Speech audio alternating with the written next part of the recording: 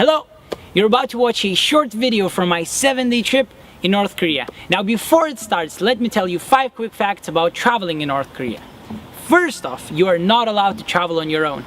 You must go on a pre-arranged tour that lasts anywhere from 1 to 10 days. Second, they take away your passport and your local guides monitor you for the whole trip. They take you to various locations at specific times and they only show you what they want you to see. And wandering on your own under any circumstances is not allowed. Third, every time you want to take a picture of anything, you need to ask your guides for permission.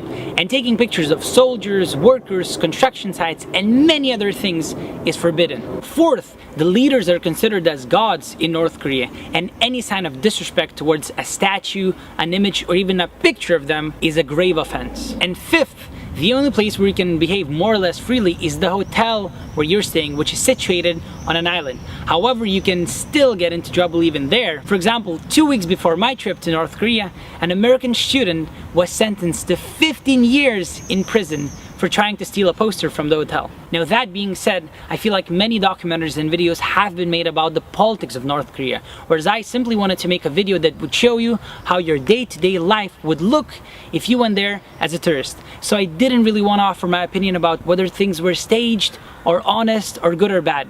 So please judge for yourself and take everything with a little pinch of salt. I hope you enjoy it and cheers!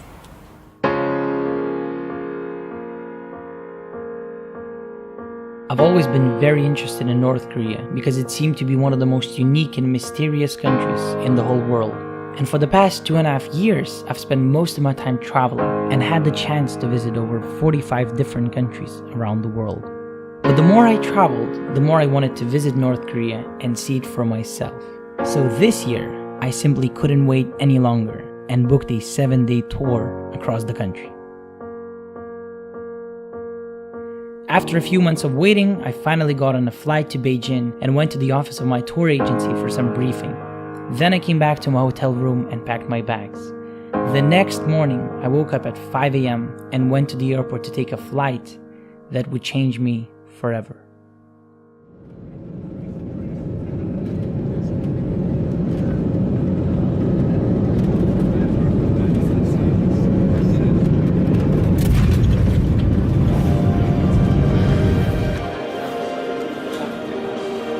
Okay, we're finally leaving the airport, going towards the bus.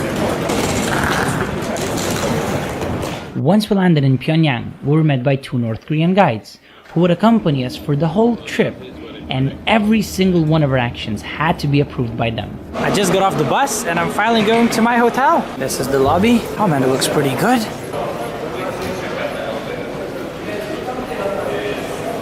This is it. 2 beds, a phone, a TV. I'm finally in North Korea. We'll see what happens in the coming few days, but I mean, it's definitely one of the most interesting trips I've done to date, and I can't wait to see what's up next for me. On our first day, we went deep underground for a ride on the Pyongyang Metro, which is the deepest subway system in the world. This was supposed to be a good chance to interact with the local people, but everyone seemed to be afraid to even look at us. Every time I turned around, I'd see people quickly turning their heads away as if they were never looking at me.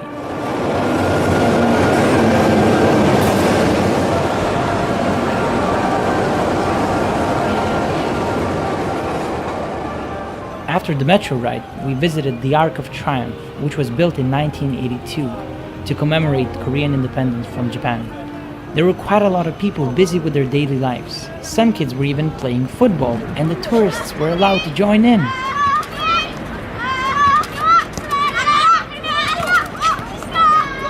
After dinner, I went to see a North Korean movie at the local movie theater. So I just came to see a movie at a cinema in Pyongyang about life in Pyongyang. It's kind of like a comedy co-authored by a foreigner who's been working with North Korea for the past 22 years, and obviously some studios in North Korea. It's going to be extremely exciting, and yeah, I'm at a cinema in North Korea, and that's something really cool. On the bus ride back home, we saw thousands of people practicing for a large North Korean parade.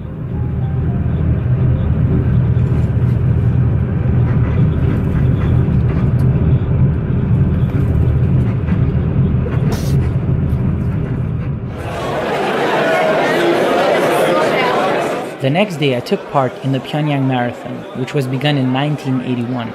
It was only the third year that the marathon has been open to amateur runners, and there were over 1,000 tourists running 10, 21 or even 42 kilometers. A week before my trip to North Korea, I fell off a motorbike in Vietnam and got my arm plastered for 3 weeks. Since I obviously couldn't run full speed, I walked the whole 10 kilometers. And quite surprisingly, this was one of the best decisions I ever made, because I was able to really see the surroundings and interact with the people watching the marathon. There's so many Korean kids running, and there's so many spectators! It's absolutely amazing, wow!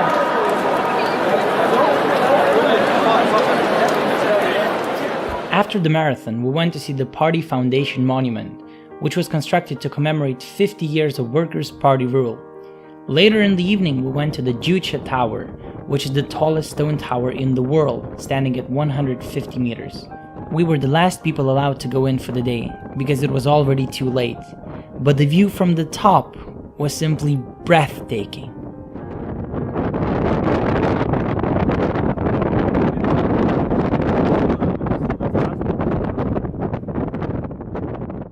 The next morning, the real tour started. We were taken to a kindergarten, where the kids performed a dance for us, and eventually invited all the tourists to dance along.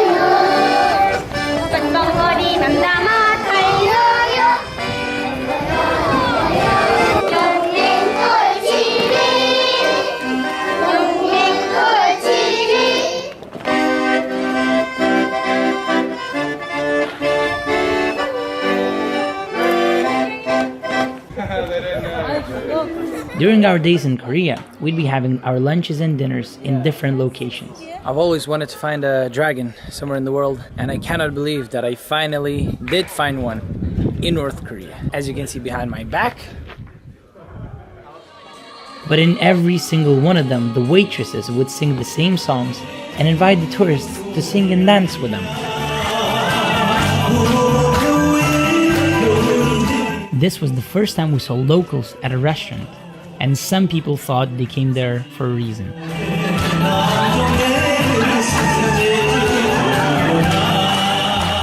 We would visit universities, schools, and other learning centers almost every day. A lot of the students had to perform for us, and some of them were apparently really well practiced.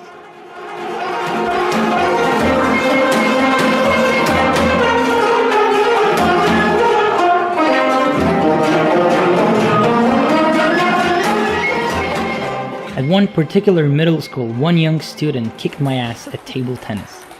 However, back at the hotel, I was the king of the table. Sweet revenge.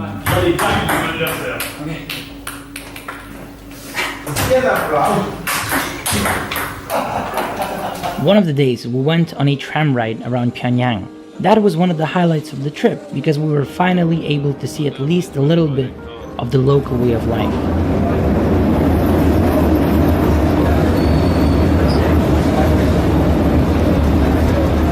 The funny thing was that in every carriage there were some colorful notes full of the leaders' ideas, thoughts, and advices for the people. We also visited some ancient sites, small towns, parks, cafes, the demilitarized zone between the two Koreas, and many other places. So we just came to a pizza restaurant in Pyongyang, and it looks like a nice pizza place.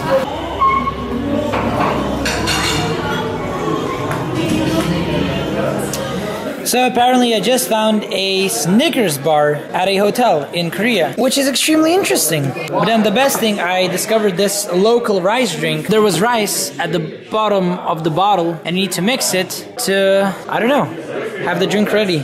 But it's really good. Thank you very much. Anytime I come. Yes, good bartender. Probably the most interesting day was the last day of my trip, which was also the birthday of their eternal president, Kim Il-sung. In the morning, we went to pay our respects and bow for the biggest dear leader statues in all of North Korea.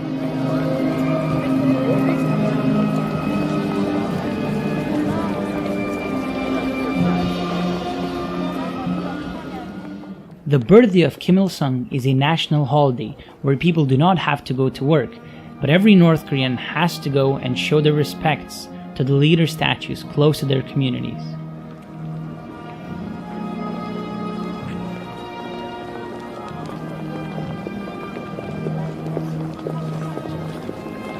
Afterwards, we went to see how hundreds of Korean women practice a beautiful dance wearing their national dresses.